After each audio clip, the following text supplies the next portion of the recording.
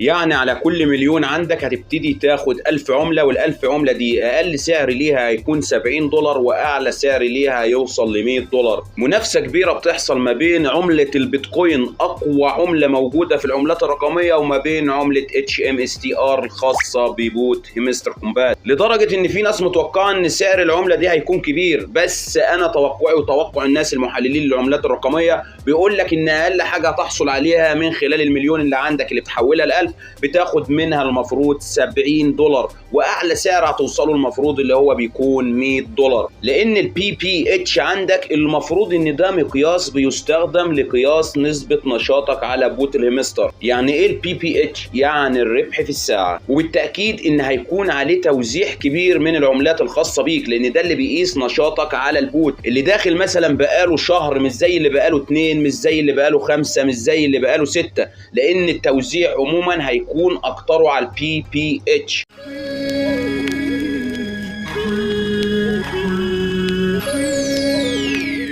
سعر عملة الهمستر والتوزيع الخاص ببوت الهمستر او الادراج الخاص بالعملة هيكون ازاي؟ والاهم من كده، هل فعليا سعر العملة هيكون كتير؟ وهل فعليا التوزيع هيتم مع الربح في الساعة بس، ولا في شروط تانية عشان تبتدي حضرتك تاخد عملات كتيرة من الهمستر؟ ويا ترى هل سعر العملة دي هيتخطى زي ما ناس بتقول $1 وال$2 ولا لا؟ الحقيقة معايا تفاصيل كتيرة النهاردة واحداث هامة حابب ان انا اكشفها لك، بس عشان اكشفها لك لازم نبدأ ونكمل باقي الحكاية. ومن هنا هقدر اقول لك انا محمد، ودي قناتكم مدرسة اشباح النت. ما تنساش اللايك للفيديو دوت، ولو حضرتك جديد معانا ما تنساش تعمل سبسكرايب في القناة وتفعل الجرس بول كل اشعارات عشان يوصلك كل جديد. في الفيديوهات اللي فاتت يا شباب المفروض ان احنا شرحنا بوت الهمستر وخلاص، المفروض ان احنا ربطنا المحفظه الخاصه بينا، وحاليا فاضل 10 ايام على ادراج العمله. في ناس كتيره بتسالني في كومنتس في الفيديوهات اللي فاتت بقول لي يا محمد هل فعليا باينانس افضل محفظه ان انا اسحب عليها فلوسي، ولا OKX، ولا محفظه التليجرام اللي هي وولت ان تليجرام، ولا الاي بي اي، ولا الاون تشين اير دروب؟ ايا يكن اي محفظه حضرتك سحبت عليها الامر سيان بالنسبه لك. طيب الفرق في ايه؟ التليجرام بتبتدي حضرتك تتداول عليها مفيش مشكله، الOKX بتتداول عليها مفيش مشكله، وباينانس كمان بتتداول عليها مفيش مشكله، والباي بيت كذلك. يعني اي محفظه انت بقى زي ما حضرتك حابب، لان السؤال ده مهم جدا وبيتسال كتير. انت حضرتك حابب ومرتاح لاي منصه بتستخدمها؟ في دول مثلا زي اليمن وسوريا والقصص دي، الدول العربيه دي محظوره، فبالتالي بيبتدي ان هو مثلا عنده محظور باينانس فبيبتدي يروح يستخدم التليجرام، محظور عنده التليجرام فبيبتدي يروح يستخدم OKX، وهكذا. ما تربطش نفسك بحد. انما بالنسبه لنا احنا في مصر مفيش اي حاجه محظوره، فبالتالي تقدر ان انت تربط اي محفظه. يعني المحفظه اللي انت حضرتك بترتاح ليها شخصيا اربط محفظتك عليها واستلم عليها عملاتك. انا واحد من الناس برتاح لاكبر بورصه في العالم باينانس، فحطيت ان انا اسحب عليها الرموز الخاصه بيا من بوت الهمستر. جميل جدا. المفروض بقى نيجي لاول سؤال معانا وخلينا نفصصه كده مع بعض. الادراج يا محمد بيتم ازاي، او توقعك لسعر عمله الهمستر؟ خليني اقول لك اولا الربح في الساعه عندك مهم جدا جدا جدا. لو حضرتك الربح في الساعه عندك مثلا وليكن مليون، خليني اقول لك بقى ان كل 1000 عندك بيعمل 1 همستر. يعني ايه الكلام ده يا محمد؟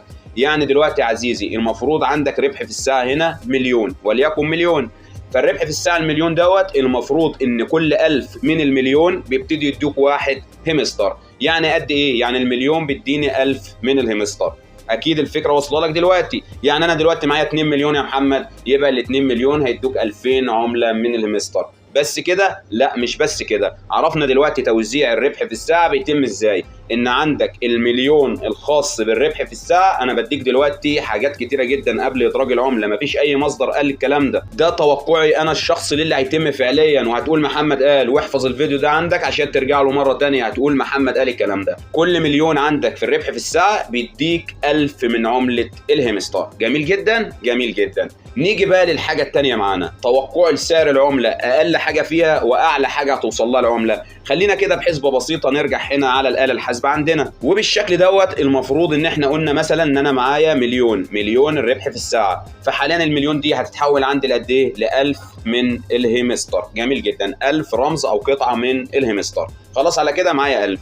اقل سعر للعمله يا شباب اللي هو 0.07، يعني المفروض حضرتك على كل مليون في الربح في الساعه عندك هتاخد $70. جميل جميل. طيب يا محمد اعلى سعر تتوقعه توصله العمله؟ اعلى سعر يا شباب هتوصله العمله اللي هو 0.10 اللي هو 10 سنت، يعني ال1000 هيكونوا عاملين $100.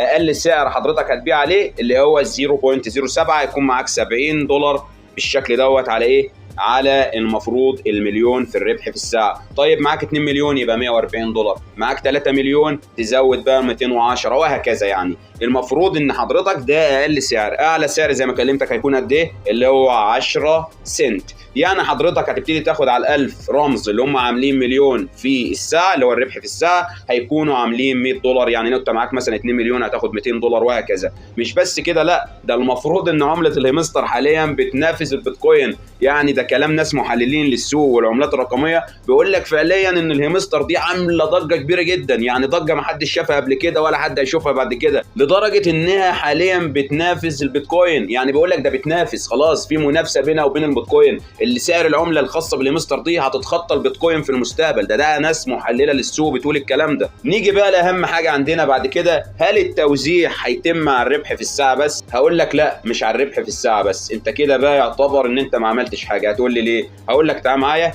توزيع هيتم على حاجه كمان عندنا اسمها اتشمنتس اللي هي اللي عندك دي. يعني ايه يا محمد؟ يعني المفروض عندك انت انجزت كام حاجه من الحاجات اللي ظاهره قدام حضرتك دي كلها كده بتبتدي تتجمع مع الربح في الساعه وبيديك توتال العملات الخاصه بيك. يعني هل المليون في الساعه محمد هيديني 1000؟ فعليا ده توقع شخص مني، ممكن تبحث انت وتحلل بطريقتك الخاصه، بس ده الحاجه اللي بقولها لك دي حاجه موثوقه. ده كلام من ناس محللين للعملات الرقميه في السوق، ناس كبيره جدا وكلامهم مهم جدا. فقلت لك معايا تفاصيل كتيره كنت حابب ان انا اكشفها لك وادينا بنكشف فيها. فعشان كده يا شباب نركز مع بعض. المفروض ان احنا اتكلمنا عن الربح في الساعه عندنا، جميل جميل. وبعد كده دلوقتي دخلنا على الاتشمنتس عندنا وقلنا ان خلاص المفروض كمان ان التوزيع بيتم عن طريق الحاجات اللي ظاهره قدام حضرتك دي. انت انجزت كام حاجه من الحاجات دي؟ يعني انا اتكلمت على الاتشيفمنتس دي من اول ما نزلت كتير جدا، في اللي اهتم وفي اللي ما اهتمش. المفروض زي ما حضرتك شايف انا هنا المفروض فاتح 3 كروت، اللي بعدها فاتح 4، اللي بعدها فاتح 3، اللي بعدها فاتحها كلها الانفايت فريندز. عندك الالوك سكينز فاتح فيها 3، الربح في الساعه خلاص داخل على الاخيره خلاص هفتحها، اللي مشاهده الفيديوهات شات 10 فيديوهات فاتح فيها 2، بقالي كام يوم في قناه التليجرام الخاصه بيهم اكتر من 100 يوم اللي هو فاتح 4 حاجات فيها. فالتوزيع يا شباب هيتم الخاص بعمله الهيمستر المفروض على الربح في الساعه هنا، وكمان على الاتشمنتس عندك اللي هي الحاجات اللي البوت حاططها لك. المفروض ان انا كده اديتك كل حاجه تخص ادراج العمله. انت بقى احسب لي كل اللي معاك كده واكتب لي في الكومنتس في الفيديو دوت انت معاك قد ايه ما حسبتها، وهل كلامي دوت هيطلع صح ومحللين الناس اللي في السوق العملات الرقميه كلامهم فعليا صحيح ولا الكلام ده كله خاطئ وحضرتك ليك راي تاني؟ اتشرف براي حضرتك دايما في كومنتس في الفيديو دوت.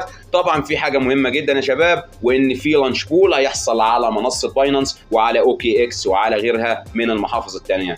فعشان تعرف اكتر على لانش بول دوت يا ريت حضرتك تعمل سبسكرايب في القناه وكمان تحط لايك للفيديو دوت وتنتظر الفيديو ان شاء الله الخاص بلانش بول عشان هبتدي اكسبك عمله الهيمستر قبل اصلا ما تندرج عندك من خلال البوت. فانا لحد هنا بكون انتهيت، اشوفك في الفيديو الجاي على خير. سلام يا قمر.